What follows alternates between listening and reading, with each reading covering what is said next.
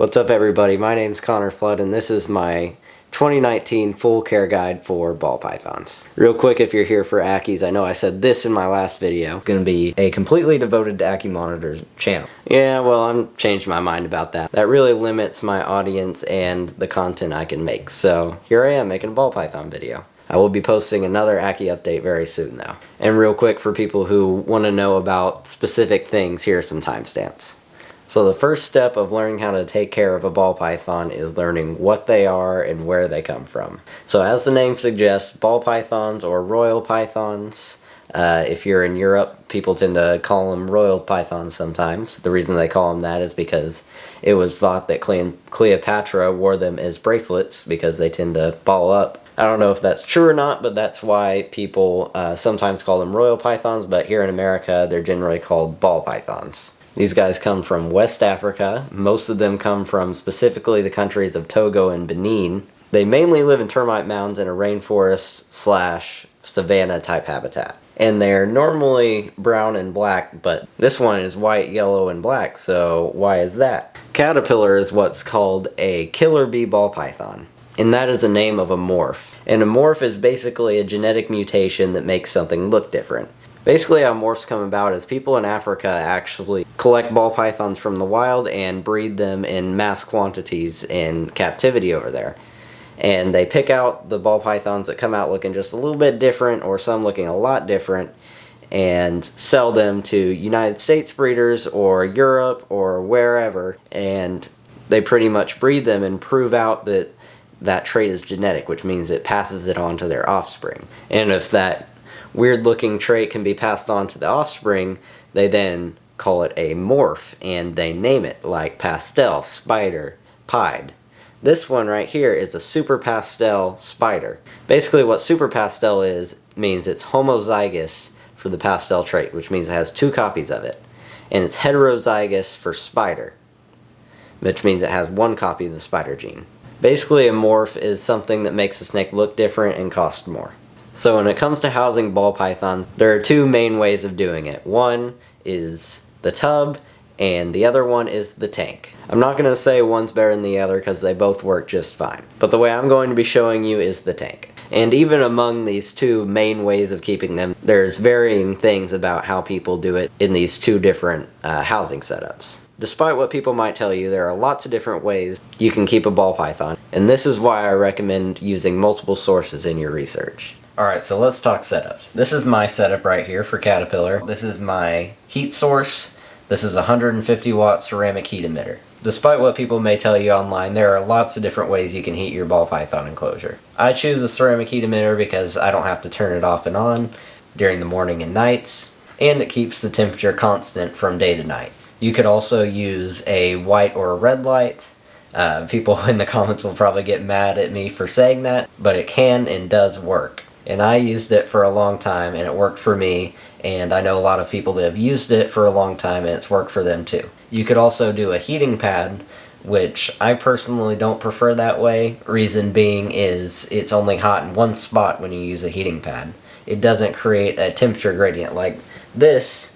The hot side is 90 degrees and there's a temperature gradient going from 85 to 80 to maybe 78 on the cool side, because the farther away you get from the heat, the cooler it gets. If you use a heating pad, say right here, then it's just going to be hot right here, and then right here it's going to be room temperature. And also with the heating pad they have a potential of overheating, so to safely use one you have to get a thermostat, which costs even more money than the heating pad. So the heating pad is the most expensive setup and I think the worst setup. That also can and does work for a lot of people, so if that's what you want to do, that's fine too. Just make sure you get a thermostat. So like I said a minute ago, temperatures you want for a ball python is 90 degrees on the hot side, and then you want a temperature gradient, which means it slowly gets cooler as you come across the cage, because unlike us, ball pythons can't heat their body, so their body is the same temperature as their surroundings. So if they want to cool down, they need to be able to come over here. If they want to heat up, they need to be able to come over here. So this side 90 degrees, this side 78 to 80, then maybe like 85 somewhere here in the middle. I also recommend 2 hides, one for the hot side, one for the cool side, so the ball python doesn't have to choose between security and being the right temperature. I also have a humid hide right here, which basically what I did to make a humid hide is I took the normal forest floor substrate that I use and put it into a little container and cut a hole in the top. And this basically acts like the termite mound. In fact, she's in here right now. This is probably her favorite spot to be. The humidity is going to be really high in there. Then outside, the humidity is probably about 50%. I also have these towels on top that I wet probably about twice a week to kind of keep the humidity fluctuating out here, kind of like it would be in the wild. And with ball pythons, they also like to feel secure, so I recommend a lot of clutter, like the stick. Some very contemporary, I would say somewhat extremist ball python keepers say you can't keep sticks in their enclosures like this because they can fall off of it, hurt themselves. I think that's a little bit ridiculous, that's a little bit overprotective. I think the benefit of having a stick like this in its enclosure outweighs the small chance that your ball python would fall off the stick and somehow get hurt from a couple inches drop. I also have a piece of cork bark back here and some leaves. I have some rocks to make it look a little bit better. And forest floor substrate. This is my favorite substrate because it holds humidity if you want to keep it wet, and you can also keep it dry if you want to. It's what I use on all my snakes because of how versatile and reliable it is. So like I said earlier on, there's lots of different setups to choose from. I chose this one because this was my first snake and I really wanted to see her, so I went with the tank setup and I've kind of stuck with it ever since then. I actually might move on to tubs soon just to conserve space, but for now I've done the tank setup. It's worked well for me. And with the tank you kind of get the option of doing all these different furnishings and sticks and stuff like that you can't really do in a tub. Hey, Future Connor here real quick, because there was something I forgot to talk about. That's cage size. So I keep Caterpillar in a 40 breeder. That's pretty much the standard for keeping an adult female ball python, which she's not an adult female. They'll get a little bit bigger. They get about 5 feet, while males stay around 3 to 4 feet. So males usually you keep anywhere from a 20 to a 40 gallon when they're adults, and a baby you can keep in a 10 gallon or a 20 gallon, or if you do enough clutter you could even put them in their adult cage. But make sure you have a lot of clutter because they do get stressed out. And also real quick about water bowls. I have a big water bowl in there, but it's not really necessary. If your ball python is soaking, usually that's because it has a problem. So if you have a healthy ball python, it probably won't be soaking. If your ball python is soaking, I would recommend checking for mites. The benefits of having a large water bowl is pretty much just humidity. So now let's move on to feeding. And for feeding, there are 3 different ways you can do it. One is frozen thawed, which I think is the best, even though the other ones work just fine. I prefer frozen thawed. 2 is fresh killed, which pretty much means you freshly kill a rodent and feed it to the snake. 3 is live, which pretty much means you throw a live rodent in with the snake. So now I'm going to explain these 3 different methods. 1, frozen thawed.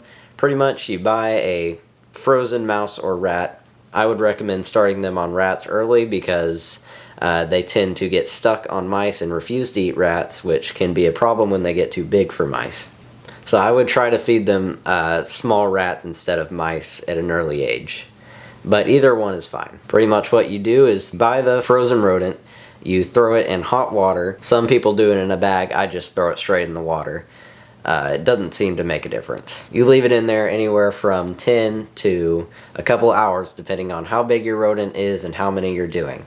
But most of the time you're probably going to want to leave it in there for about 15 to 20 minutes. What I like to do right before I give the rodent to the snake, I like to dump all the water out that it thawed out in and put in some fresh hot water to heat up the rodent even more, and then I feed it to them because they have these heat pits. Basically what they do is they sense heat, and if you can activate them, I would say you're more likely to successfully feed them. So basically what you do is you use snake tongs ideally and grab the rodent behind the neck, put it in front of the snake, and hold it still for a minute, try wiggling it around. And if it doesn't eat it, then I would recommend leaving it in there overnight, because some ball pythons like mine don't actually like to take them off tongs most of the time and prefer me to just leave it in there and then they'll come and eat it later. Number 2 is fresh killed. I'm not going to demonstrate how to do it, but you just kill the rodent and then do the same thing you do with frozen thawed. And last is live, which I'm also not going to show, but pretty much you just throw a live rodent in and the snake bites it, constricts it, kills it, eats it. But the one thing I'm going to say about that is if you're going to do live feeding, always supervise, because if you don't, some very bad things can happen to the snake because the rodent will fight back and they have sharp teeth. So now let's talk about feeding strikes, which is probably the worst part of keeping a ball python. Basically what it means is they just stop eating. Sometimes it's because their enclosure's inadequate, which causes them stress, which causes them not to eat. Other times it's because they want to breed. And sometimes everything's perfect and they just do it for no reason. It's just a ball python thing. And what I'd recommend doing if your ball python goes on a feeding strike is pretty much just keep offering them food weekly as you normally would. Leave it in overnight. If they don't eat it, just toss it out and try again next week. It's usually not a big problem just as long as they're not losing a ton of weight. If they're losing a lot of weight and refuse to eat, I would recommend seeing a vet. If they're just not eating and they're not losing a ton of weight, I'd recommend checking your husbandry, and if everything's fine, just keep offering them food weekly, and they should eventually start eating. By the way, these can last for up to a year, and the snakes can still be just fine not eating for an entire year. Now on to handling.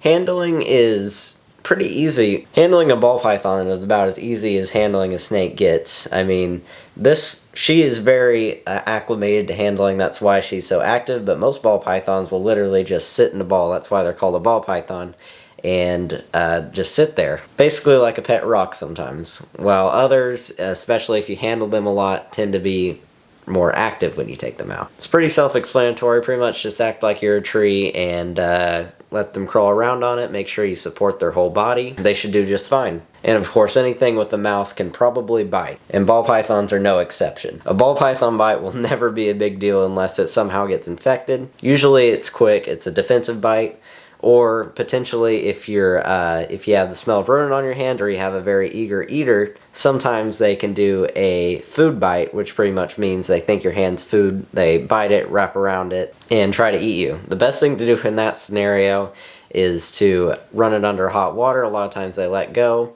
put a little mouthwash in their mouth, and that pretty much always works.